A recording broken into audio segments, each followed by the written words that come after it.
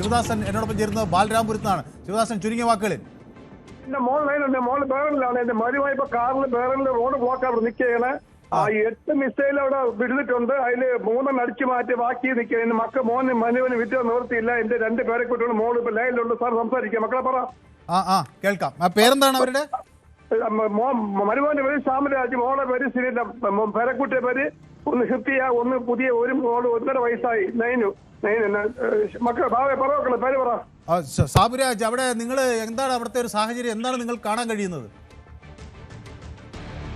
പറ. ഹലോ. കേൾക്കാം.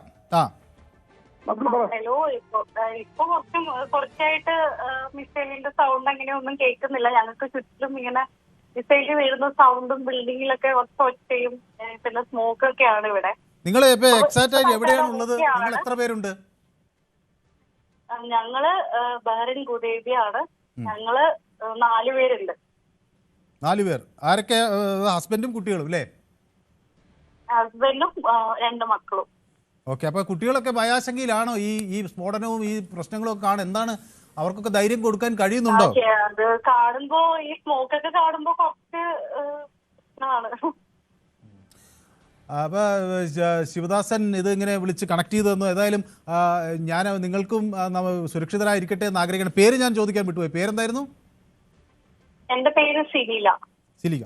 ഓക്കെ. അപ്പോൾ മറ്റെന്താണ് നിങ്ങൾക്ക് അവിടുന്ന് ഈ അവിടുത്തെ സർക്കാരിൻ്റെയോ സുരക്ഷാ സംവിധാനങ്ങളുടെയോ എന്തെങ്കിലും നിർദ്ദേശങ്ങളോ അങ്ങനെ നിങ്ങൾക്ക് എന്ത് ചെയ്യണമെന്ന് എന്തെങ്കിലും കാര്യങ്ങളോ എന്തെങ്കിലും കിട്ടുന്നുണ്ടോ ബഹ്റൈനിൽ? ഇപ്പോഴത്തെ ഒരു സിറ്റുവേഷനിൽ അങ്ങനെ ഒരു വലിയ എമർജൻസി ആയിട്ടുള്ള ഇൻഫർമേഷൻ ഒന്നും നമുക്ക് കിട്ടിയിട്ടില്ല. കുറച്ചുകൂടെ ഒന്ന് ഇതാവുകയാണെങ്കിൽ ചിലപ്പോൾ എന്തെങ്കിലും ഇൻഫർമേഷൻ തരുമായിരിക്കും. അറിയില്ല ഒന്നും ഇതുവരെ. പക്ഷേ നിങ്ങൾ ഇങ്ങനെ പ്രതീക്ഷിച്ചിരുന്നു ഈ ബഹ്റൈനിലേക്ക് ഇങ്ങനെ ഒരു ആക്രമണം ഉണ്ടാകാനുള്ള സാധ്യതയുണ്ടെന്ന്? അങ്ങനെ മുന്നൊരുക്കങ്ങൾക്ക് വേണ്ടി ഒരു നിർദ്ദേശം കിട്ടിയില്ല? ഞങ്ങൾ ഒട്ടും പ്രതീക്ഷിച്ചില്ല. ഇല്ല.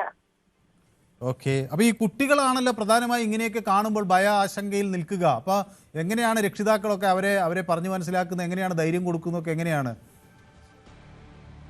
ഇപ്പോ എന്റെ മക്കള് ചെറുതായത് കാരണം അവർക്ക് ഇതൊക്കെ കാണുമ്പോ എന്തോ ഒരു പുതിയ ഒരു അറിവല്ലേ. അവർക്ക് അറിയില്ല എന്താ ശരിക്കും അതിന്റെ ഒരു സീരിയസ്നെസ് എന്താണെന്ന് അറിയില്ല. അതുകൊണ്ട് എനിക്ക് അറിയില്ല കൂടുതൽ അതിനെപ്പറ്റി. അവർക്ക് ഇത് എന്താണ് സംഭവിക്കുന്നതെന്ന് മനസ്സിലായിട്ടില്ല. അവിടെ ഇവിടെ ശബ്ദം കേൾക്കുന്നു, പടക്കം പൊട്ടുന്ന പോലെ ഒച്ച കേൾക്കുന്നു അല്ലേ? അങ്ങനെ അവരാകെ എന്താണ് മനസ്സിലാക്കാത്ത സാഹചര്യത്തിലാണ്. പക്ഷെ അവിടെ മറ്റാളുകളൊക്കെ എന്താ പറയുന്നത് സിമില? അവിടെയുള്ള മറ്റാളുകൾ അവര് പൊതുവെ എന്താണ് ഇത് സംബന്ധിച്ചൊക്കെ അവർക്കിടയിലൊക്കെ ഉള്ളൊരു സംസാര വിഷയം എന്താണ് വരുന്നത്?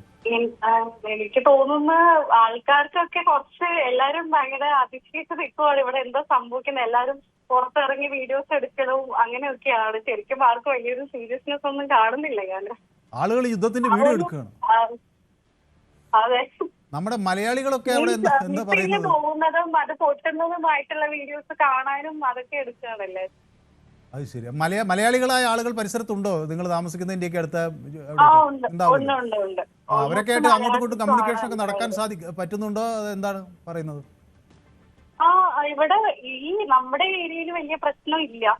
ശരിക്കും ജുഫൈർ എന്ന് പറയുന്ന ഒരു സ്ഥലത്തോട്ടാണ് ഇത് കൂടുതലായിട്ട് അഫക്ട് ചെയ്തേക്കുന്നത്. അപ്പൊ അവിടെ ഇന്റർനെറ്റ് അല്ലെങ്കിൽ ടെലിഫോൺ സംവിധാനങ്ങളൊന്നും തടസ്സപ്പെട്ടിട്ടില്ല. പക്ഷെ റോഡ് തടസ്സപ്പെട്ടു അല്ലേ? അല്ല, ഒന്നും ഇവിടെ എവിടെയും അങ്ങനെ ഒന്നും സംഭവിച്ചിട്ടില്ല ഇതുവരെ. പക്ഷെ റോട്ടിൽ നിന്ന് ആളുകൾ മാറി തുടങ്ങിയോ? എന്താണ് അവിടുത്തെ അങ്ങനെയൊക്കെ വല്ല വിവരങ്ങൾ കിട്ടുന്നുണ്ടോ? ചില സ്ഥലങ്ങളൊക്കെ ബ്ലോക്ക് ആക്കിയിട്ടുണ്ട് റോഡൊക്കെ. മക്കളെ മനു വീട്ടിൽ വന്നോ? റൂമിൽ വന്നോ?